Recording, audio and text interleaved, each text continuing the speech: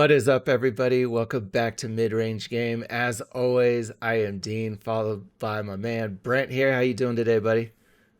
I'm in the house, literally in my house. We're all just like stuck in our Where I houses stay. still. But today we are happy to be talking actual basketball instead of what could have been.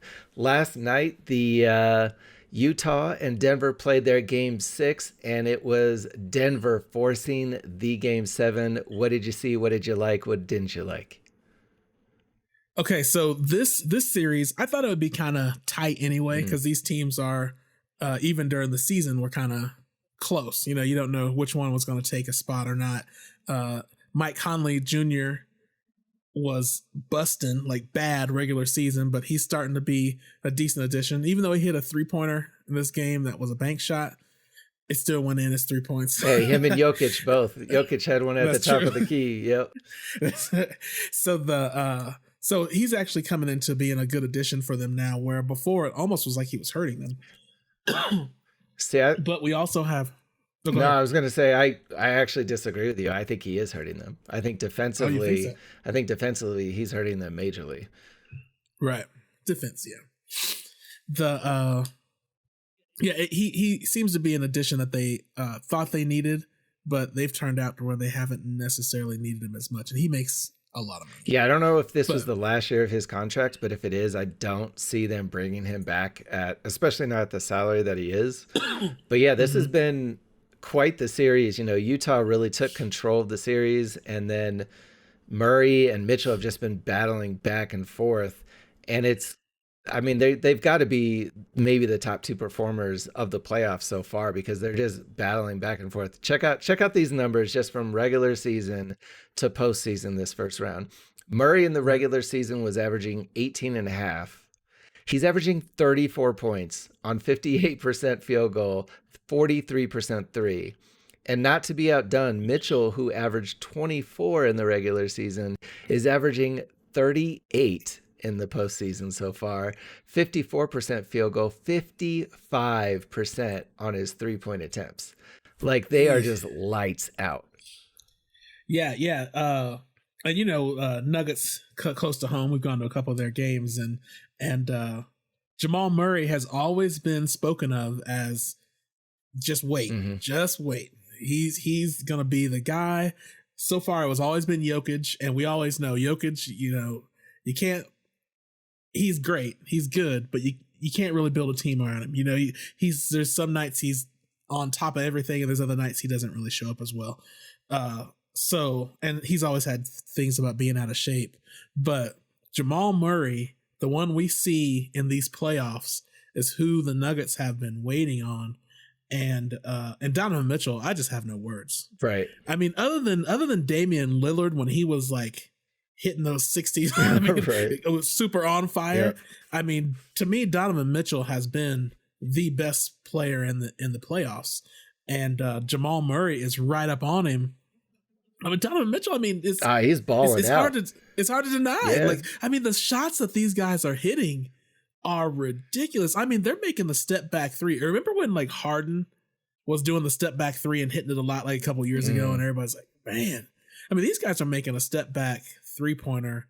Murray hit one in the corner over Rudy Gobert. Yeah, well, we'll get to him, but I think that's the other, we're talking about these two guys who are playing unbelievable basketball. I mean, you're talking about over a 10-point difference, a 17-point or a 13-point difference from regular season to postseason for Mitchell. I mean, that's absolutely amazing. But then at the end of last night, it looked like Mitchell was frustrated because who is their other guy? It's supposed to be Conley, and he's getting points in some of these games. But Gobert, who I thought was pretty dominant in the first couple of games of this series, he only had like 1 block, and he still gets some boards, but his impact, you have to credit Denver. They've adjusted.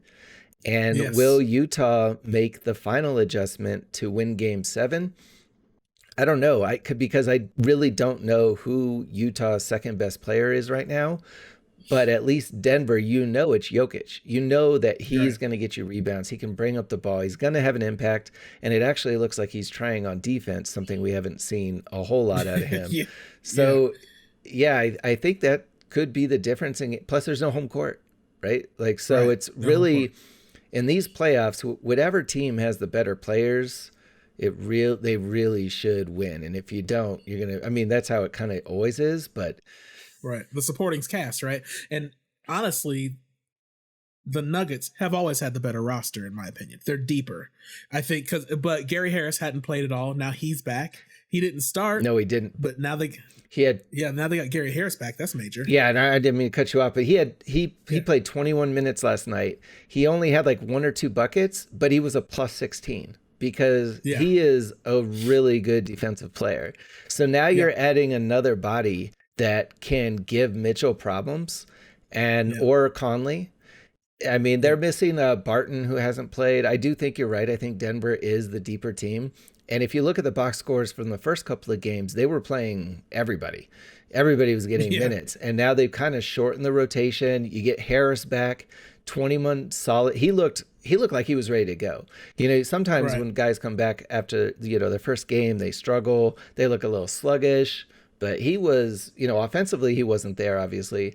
But somebody that you can throw on Mitchell, that's really good to have. Right. And the thing is that Mitchell's hitting, like I said, these step back fadeaway threes and he's getting to the basket and he's finishing like nobody's business under there. It's kind of like the old school kind of Jordan rules kind of thing. If you can't stop him, at least no one else is going to do anything. And I think the way Denver is getting Rudy Gobert away from things is they're really killing them on the perimeter. I mean, like Jeremy Grant's hitting jump shots. They got Jokic hitting jump shots. And so Rudy Gobert, he can't just cherry pick underneath the basket. I mean, he's going to have to move his feet and get out there. Like I said, like he's out there diving at 3-pointers for Jamal Murray instead of sitting underneath the basket. And that's what you want Rudy Gobert to do. You don't want him clogging up the lane because that's where he's most dangerous.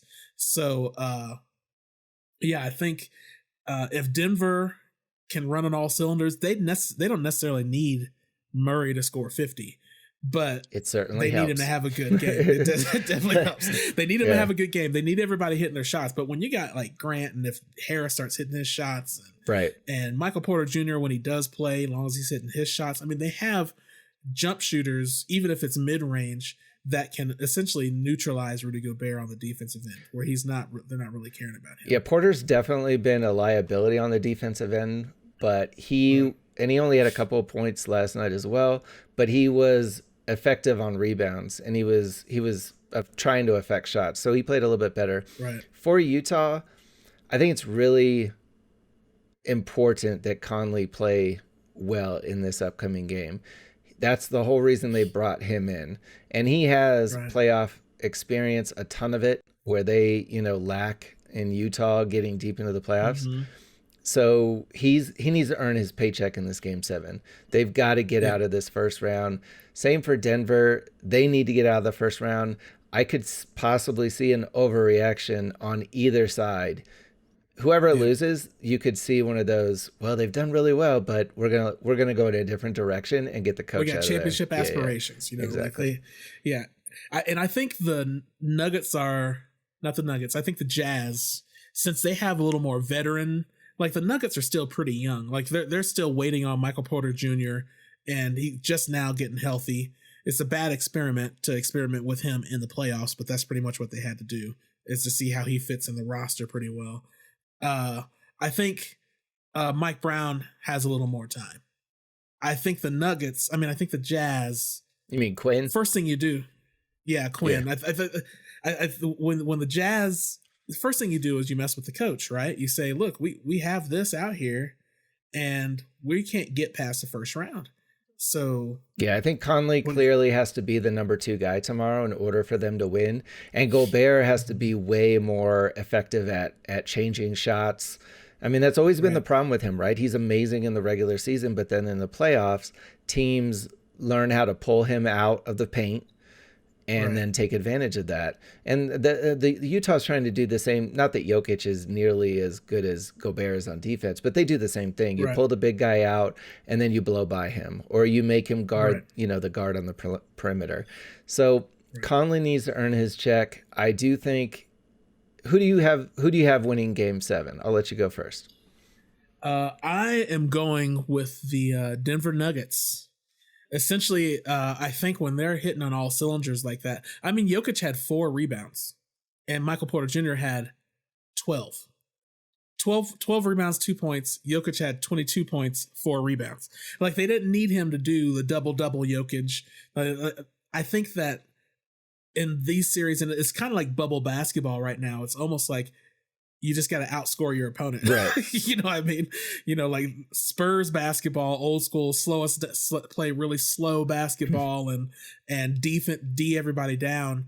That's just not how these teams are playing. And they are hitting these shots, and they got Gary Harris, Torrey Craig had 8 points. I mean, those things start to add up. Monte Morris is out there playing decent.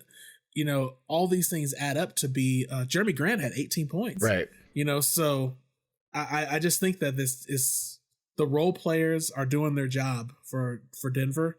And with Gary Harris back, I just think the Jazz just don't really, it'll be a good game, but I don't think they're going to win. Yeah. I'm going to go with the Jazz. I think it's really hard to beat a team 3. I'm not even faking it, but the Jazz were up 3-1, right? They were up 3-1 in this series. Momentum. And it's really, really hard to beat a team 3 times in a row. I think that Conley comes out and has a good game. I think they make adjustments to where Gobert can be effective defensively. And I think that, you just got to play the numbers. I think it's really hard to beat a team this many times in a row in the playoffs. And I think Mitchell continues to do his thing. And I think they beat the Nuggets. I know a lot of people that live in Colorado with us aren't going to be happy I say that, but I'm taking the Jazz. I think the Jazz go back, and then I think Denver overreacts, and I think the head coach gets fired. That's what I'm going. So yeah, I don't think that's going to happen. All right. Well, we shall see the next time we talk. We just had a first take episode right there. Hey. You're Max, because yours is outlandish. I don't think it's so outlandish, man. I think Utah's players have not really come to the rescue of Donovan Mitchell, and I think that's happened a couple games in a row now. I think somebody's going to step up and have a that third guy. I think Conley shows up. But then I think one other player for the Jazz. That's all they need. Who is it going to be? I don't know, man. Joe Ingles? Hey. Joe Ingles. Hey, he can get hot. But if Ingles, because he didn't. I almost forgot he was playing last night. So if he gets going, Ingles could be the difference maker. But that's our prediction. We're going against each other on this one. I'm kind of happy about that because we agree way too often on this. That's right. So, but I hope you guys enjoyed. Make sure you hit the subscribe button below. We truly appreciate it. Follow us on social media, midrange_game. That's our Twitter and our Instagram. I am Dean. That is Brent. We are Midrange Game. Midrange. Yeah. Out.